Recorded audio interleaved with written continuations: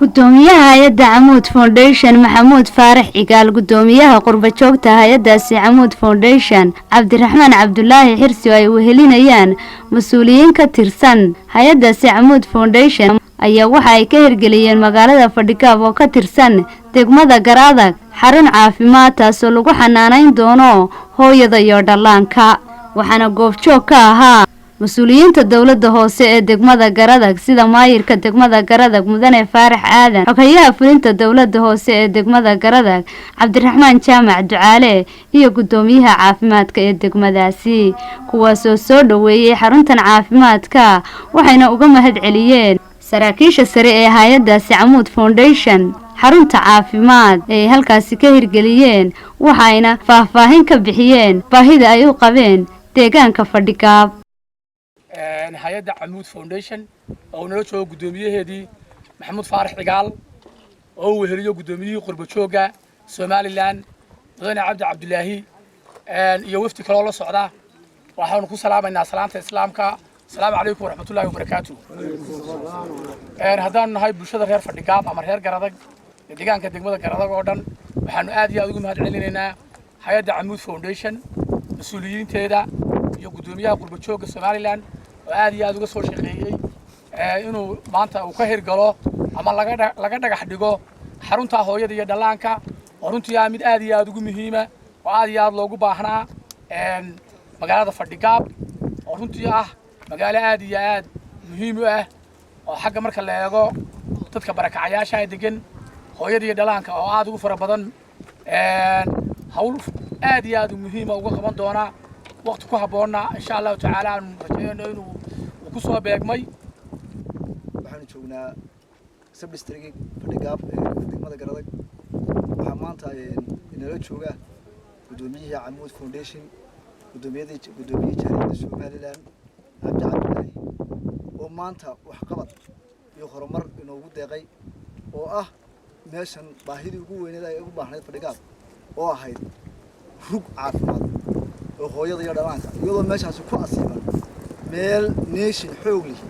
joogo caafimaad la'aan aan isku galaan ahayn waxaan marka koowaad iyo marka labaad ka mahad celinaynaa mashruucan oo noo wadaan haddaan nahay reer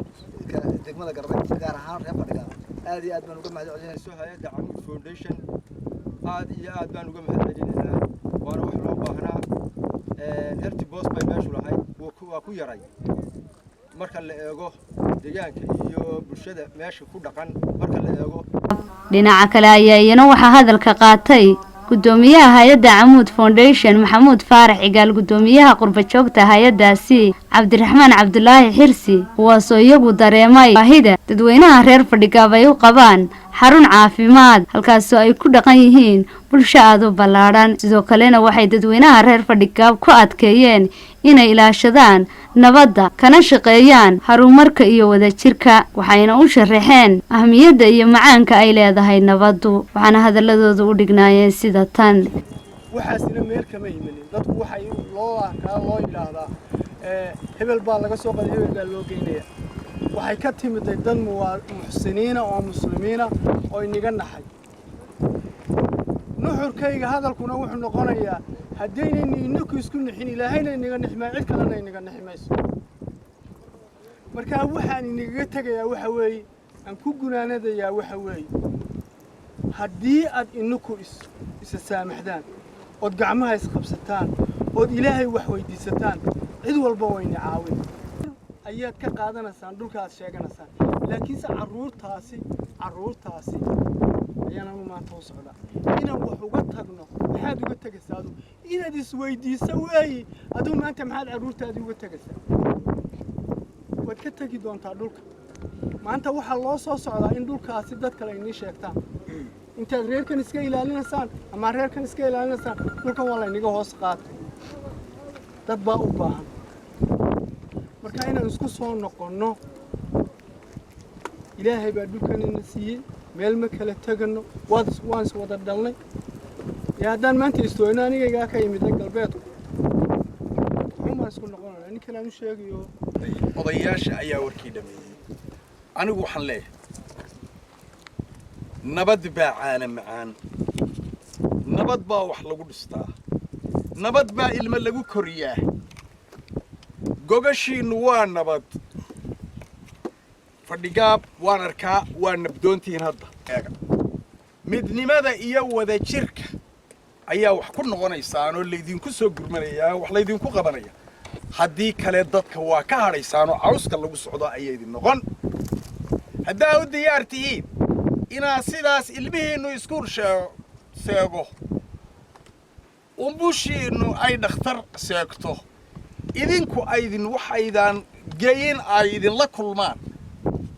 waa ogeydeenoo roobdoonta markaa akhrisateen ee qalbigiinna isku saafid noqoteen ilaahay raxmaadka idin shubay iiddii baa wada ducaysateen oo wada tukateen waxaan idin leeyahay waan anigu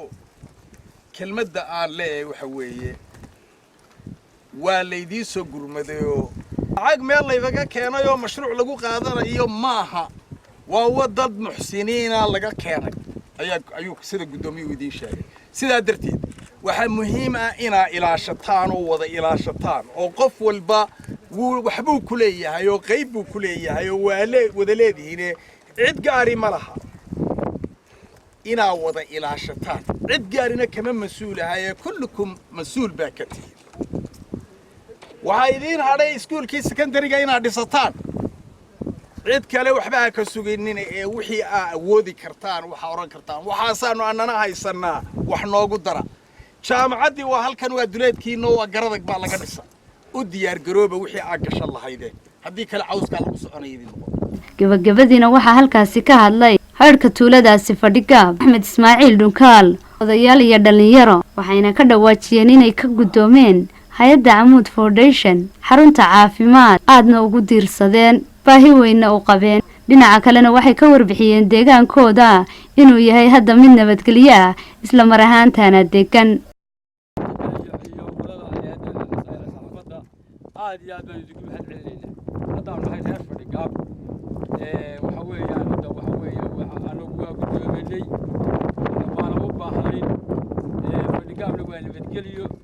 sidii halkaa la iskugu yimi cidafkii lagu soo kartay shirkada dal waqtigu timi ee ay noo khudbadaysay ee aanu ku kulannay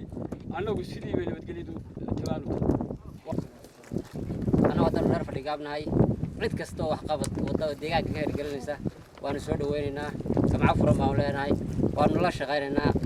wixii karaankaygaana waanu qabanaynaa waanu soo dhaweynaynaa waanu ka qayb qaadanaa faraxa cabdi nuur telefishinka caalamiga ee Honkebel TV degmada Garadag